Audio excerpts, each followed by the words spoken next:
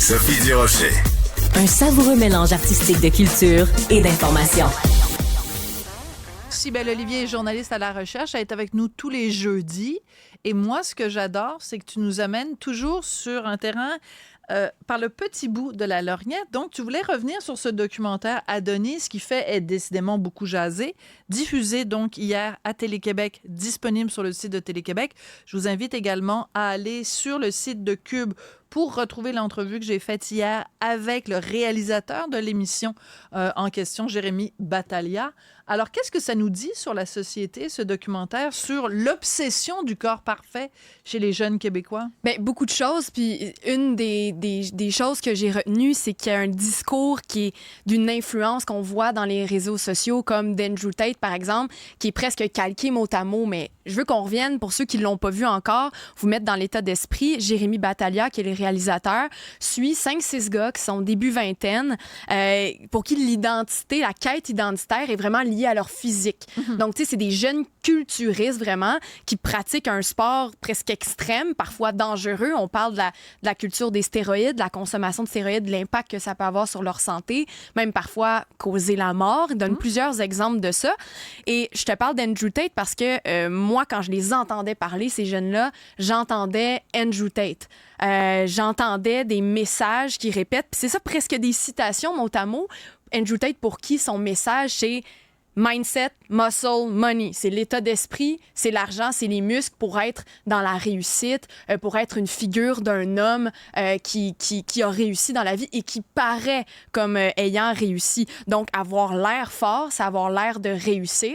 Et ça, c'est vraiment les messages que ce genre d'influenceurs-là envoie et que les jeunes ont beaucoup rappelé, je trouve, dans le documentaire. OK, je vais te poser une question. Si Andrew Tate dit « le ciel est bleu », et que ces jeunes-là disent le ciel est bleu, est-ce qu'ils disent le ciel est bleu parce que Andrew Tate l'a dit? Ah, ben, je pense pas parce que pour avoir écouté beaucoup de ce qu'Andrew Tate a dit, puis je veux pas faire son procès aujourd'hui, on est conscient des accusations qui sont portées contre lui, accusations d'agression sexuelle. Mais ce que je veux dire, c'est que cette obsession-là, d'avoir un corps parfait, tu sais, je veux dire, Arnold Schwarzenegger, il a vu le jour bien avant Andrew Tate. Donc, est-ce que c'est vraiment nécessairement relié à ça? Déjà, des gars qui se regardent dans le miroir puis qui sont des petits gringalets qui se font intimider à l'école puis qui disent, ben moi, je vais avoir des gros muscles parce que je veux péter la gueule la prochaine fois qu'il y en a un qui m'intimide. Non, je pense pas qu'Andrew Tate, c'est directement lié à ça parce qu'Andrew Tate parle énormément de la force du mental, de se dédier à ce qu'on fait, de passer par des chemins qui sont plus difficiles, par peut-être même avoir souffert pour arriver à ce qu'on fait. Lui, c'est un kickboxer à la base, donc tout ce qui est le corps, il a travaillé fort pour avoir ce qu'il a, puis c'est ce qu'il enseigne aux jeunes, entre autres. Alors, ceci étant dit, je pense que les gars sont capables d'une certaine réflexion en l'écoutant, puis en prenant beaucoup de ces paroles qui peuvent être parfois sages, parfois non, je veux le dire. Et bref, s'inspirer de ça pour après ça se regarder dans le miroir puis dire « je souffre pour arriver à quelque chose de mieux ». Bon. D'accord. Dans le documentaire, il y a un anthropologue qui parle que la crise de masculinité, justement, elle n'est pas nouvelle du tout, mais ce qui est nouveau, c'est que pour être un homme, pour être quelqu'un de masculin, absolument, il faut du gym là-dedans. Puis lui, il nous explique en fait que cette idée-là de vrai homme a complètement changé. Elle est influencée par des gars comme Andrew Tate. Et Jérémy Battaglia, dans le documentaire, pose la question, c'est quoi être un homme? Il la pose au jeune homme. Je vous laisse entendre un peu une idée de la réponse. Et ça continue pour 1 minute, mais on va en écouter quelques secondes. C'est sûr que j'ai un peu plus une vision alpha, comme l'homme alpha, genre super musclé, super confiant, qui fait beaucoup d'argent.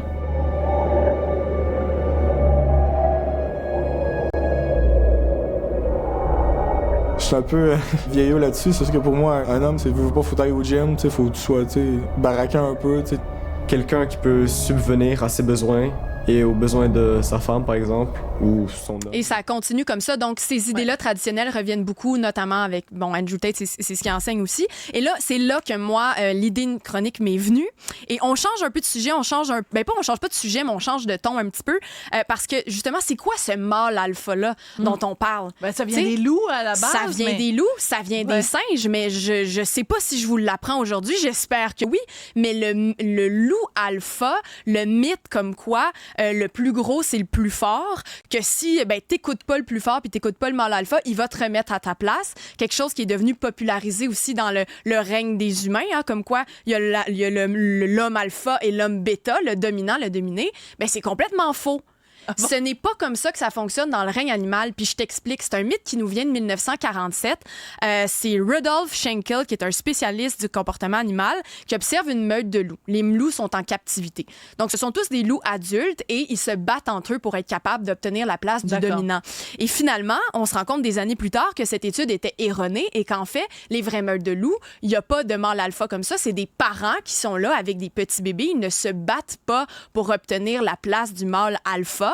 C'est vraiment juste une hiérarchie sociale douce qui est établie. C'est la même chose chez les singes, de qui on peut apprendre aussi que finalement, les mâles alpha, ce sont des mâles qui sont des leaders, qui sont presque élus politiquement. S'ils n'ont pas le soutien des autres, ben, ils ne deviendront pas les mâles alpha. Donc, ça n'a rien à voir avec la force. Pas du tout. Voilà. Ils s'occupent des bébés, ils s'occupent des femmes. Ils peuvent être beaucoup plus doux que ce qu'on pense. Alors, finalement, ce mythe du mâle alpha qui nous vient des loups, qui nous vient des singes est erroné. C'est plutôt quelqu'un qui va être un leader puis qui va être capable d'enseigner aux autres à avoir un bon comportement, à se regarder finalement dans le miroir puis à se dire est-ce qu'on peut faire un peu mieux demain pour devenir un homme ou une femme meilleure. Alors, on enlève ce mâle alpha. Mais j'adore ça parce qu'en effet, bon, en tout cas, on apprend ça et aussi ça change complètement la perspective et on souhaiterait, par exemple, avoir, nous, des leaders d'opinion ou d'avoir des leaders politiques qui seraient bien plus inspirés de la réalité